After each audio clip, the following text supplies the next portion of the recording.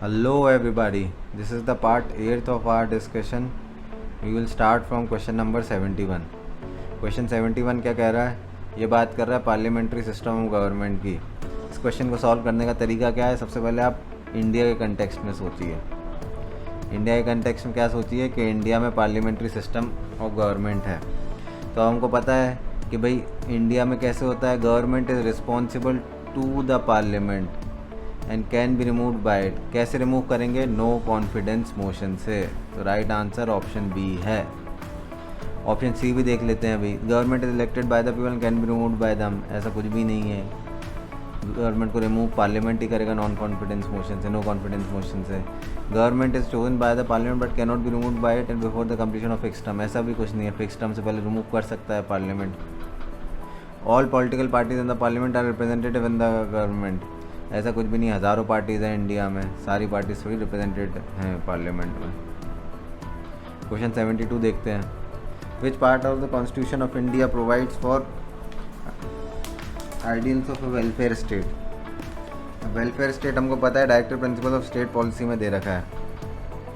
तो इसका right answer direct आप ऑप्शन ए मार दीजिए। इसमें कुछ बताने का है नहीं, इजी क्वेश्चन है ये, बेसिक बुक्स में सब में ही दिया रहता है ये, DPSP चैप्टर में। क्वेश्चन 73 देखते हैं। अब देखिए 73 में मैं आपको एक मूल मंत्र बताने जा रहा हूँ जो आपको कोई नहीं बताएगा। जो ये भी वीडियो देख रहे होंगे उनको ही ये मूल मंत्र पता होगा कि कैसे ऐसे क्वेश्चंस को सॉल्व करना है। ऐसे आपको 2-3 क्वेश्चन हर एक एग्ज़ाम में मिल जाएंगे और आपके सही हो जाएंगे अगर आप ये मूल मंत्र फॉलो करेंगे जो मैं बता रहा हूँ। अब कहीं भी आपको कॉन्स्टिट्यूशन ऑफ इंडिया दिख जाए और ऐसा दिख जाए कि डिफाइंस या प्रोवाइड्स, तो आप ये अज्यूम कर लें कि यह क्वेश्चन 100% जो स्टेटमेंट है ये गलत होगा। अब सेकंड स्टेटमेंट देखिए, कॉन्स्टिट्यूशन ऑफ इंडिया, फिर दिख गया प्रोवाइड्स, 2 कीवर्ड है, constitution of India, provide, defines. मैं आपको बता दिया ये गलत होंगे ऐसे स्टेटमेंट 100%। आप तो ये अज्यूम कर लिए कॉन्स्टिट्यूशन ऑफ इंडिया में कुछ भी डिफाइन नहीं है, कुछ भी प्रोवाइड नहीं करता है, कुछ भी नहीं है कॉन्स्टिट्यूशन ऑफ इंडिया में, तो ये दोनों ही गलत हो जाएंगे और इसका राइट आंसर ऑप्शन डी हो जाएगा। फिर भी हम देखते हैं आपकी कॉन्स्टिट्यूशन ऑफ इंडिया में नहीं दे रखा है ये बेसिक स्ट्रक्चर, फेडरलिज्म, सेक्युलरिज्म, फंडामेंटलाइज। तो कहाँ दे रखा है? ये दे रखा है केशवानंद भारती केस 1973 में, ना सुप्रीम कोर्ट ने बेसिक स्ट्रक्चर डिफाइन किया था कॉन्स्टिट्यूशन का। अब क्वेश्चन 74 देखते हैं। क्वेश्चन 74 जो है ये थोड़ा सा टफ क्वेश्चन है। इजी क्वेश्चन ये किसके लिए है? जिनका ऑप्शनल पॉलिटिकल साइंस है। ये बोल रहा है one common agreement between Gandhism and Marxism. अब इसका यह है ये answer, final goal of a stateless society. अब जो पॉलिटिकल साइंस वाले हैं उनको तो पता होगा, बट नॉन पॉलिटिकल साइंस वालों के लिए थोड़ा सा डिफिकल्ट क्वेश्चन है ये। क्वेश्चन 75 देखते हैं। अब ये क्वेश्चन इजी क्वेश्चन है। ये बात कर रहे हैं in the context of India which one of the following is the characteristic appropriate for bureaucracy. Bureaucracy का क्या कैरेक्टरिस्टिक है? अब हमको पता है ब्यूरोक्रेसी जो है उसका काम क्या है? उसका काम है इम्प्लीमेंटेशन ऑफ पॉलिसीज़ या एग्जीक्यूशन ऑफ पॉलिसीज़। तो इससे हम राइट आंसर पे आ जाएंगे ऑप्शन डी। जो गवर्नमेंट जो पॉलिसीज़ बना रही है उसको इम्प्लीमेंट कौन करता है या उसको एग्जीक्यूट कौन करता है? वो करता है ब्यूरोक्रेसी। तो ऑप्शन डी राइट आंसर है इसका। क्वेश्चन 76 देखते हैं। अब ये बात कर रहा है preamble to the constitution of India. ये थोड़ा सा डिफ़िकल्ट क्वेश्चन मान सकते हैं, जो इसके ऑप्शन है थोड़े से कंफ्यूजिंग है। तो इसका जो राइट आंसर है प्रीएम्बल जो है ये पार्ट ऑफ द कॉन्स्टिट्यूशन है but has no legal effect independently of other parts. तो इसका राइट आंसर ऑप्शन डी है। अब ये चीज़ जो दी गई थी ये दी गई थी केशवानंद भारती केस ऑफ 1973 में। क्वेश्चन 77 देख लेते हैं। 77 क्वेश्चन क्या कह रहा है? 77 बात कर रहा है गोल्ड ट्रांस की।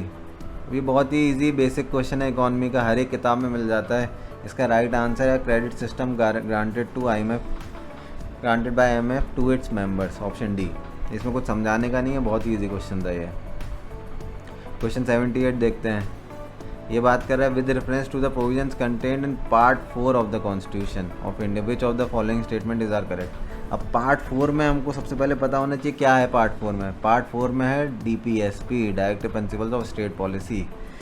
अब इसमें हमको ये भी पता है कि जो DPSPs हैं ये they are not enforceable by courts.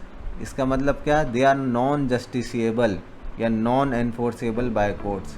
तो आपका स्टेटमेंट 1 जो है वो गलत हो जाएगा।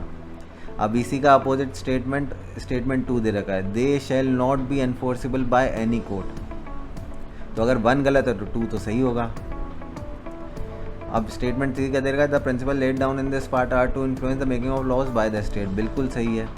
ये डायरेक्टिव प्रिंसिपल स्टेट पॉलिसी क्या है, ये इंस्ट्रूमेंट ऑफ इंस्ट्रक्शंस हैं। किसके लिए, गवर्नमेंट के लिए, कि आप ऐसे गवर्नेंस करें, इन इंस्ट्रक्शंस के थ्रू इसी सिमिलर गवर्नेंस करें। तो ऑप्शन डी 2 और 3 इसका राइट आंसर है। क्वेश्चन 79 क्या कह रहा है, 79 बात कर रहा है, according to the constitution of India a person who is eligible to vote can be made a minister in a state. अब वोट का हमको पता है कि 18 साल का आदमी वोट कर सकता है, 18 साल से ऊपर। और मिनिस्टर कौन बन सकता है, मिनिस्टर बनने के लिए 25 साल की एज होनी चाहिए। मिनिस्टर या MLA MP बनने के लिए 25 साल की एज होनी चाहिए। तो इससे तो ये हो जाएगा कि भैया 18 साल का आदमी तो मिनिस्टर नहीं बन सकता। तो ये ऑप्शन जो स्टेटमेंट 1 है ये गलत हो जाएगा। सेकंड स्टेटमेंट क्या करेगा, according to representation of people act a person convicted of criminal offence and sentence to imprisonment for 5 years is permanently disqualified. अब इसका कीवर्ड है ये परमानेंटली डिस्क्वालीफाइड, इसका कीवर्ड है। इससे ये स्टेटमेंट गलत हो जाएगा क्योंकि परमानेंटली डिस्क्वालीफाइड नहीं होता, डिस्क्वालिफिकेशन जो होता है वो 6 years के लिए होता है। तो इससे हम राइट आंसर पे आ जाएंगे, ऑप्शन डी, नीदर 1 नॉर 2। अब क्वेश्चन 80 देखते हैं। क्वेश्चन 80 थोड़ा सा डिफिकल्ट क्वेश्चन है। क्वेश्चन 80 बात कर रहा है, the president of India can summon a session of the parliament at such place as he she thinks fit. ये राइट स्टेटमेंट है क्योंकि ये डायरेक्ट आर्टिकल जो आपका 85 है उसमें दे रखा है। ये constitution of India provides for 3 session in the parliament in. अब मैंने देखिए दोबारा से वही मूल मंत्र अप्लाई करिए।